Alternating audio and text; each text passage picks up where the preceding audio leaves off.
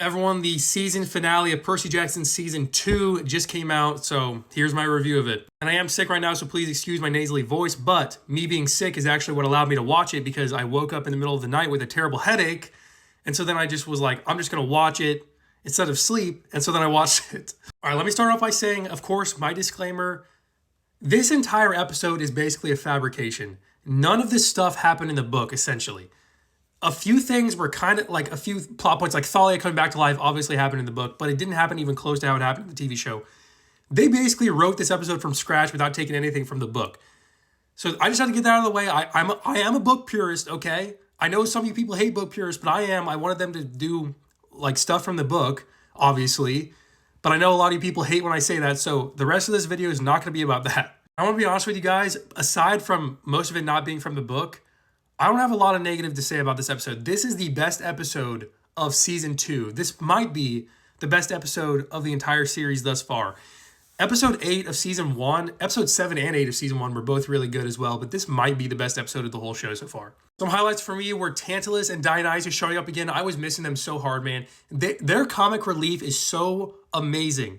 They're so funny. I wish Tantalus had stuck around longer than getting killed, but like when he got killed, I audibly laughed out loud because it was the most Tantalus way to die, and it was right before he was about to eat.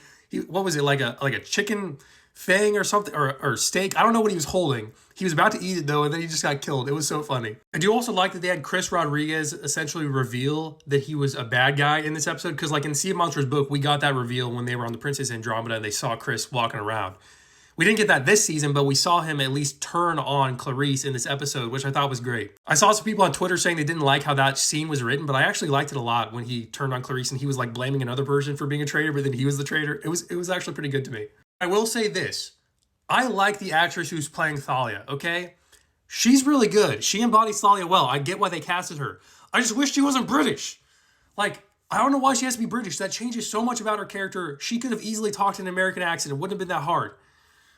But she's a good actress for the role. I really liked her in this episode specifically, way better than the previous episodes. She embodied Thalia really well in this episode, so I can't wait to see what she does in season 3. I'm not sure how I feel yet about Zeus literally turning Thalia into a tree because he didn't want her to be the child of the Great Prophecy.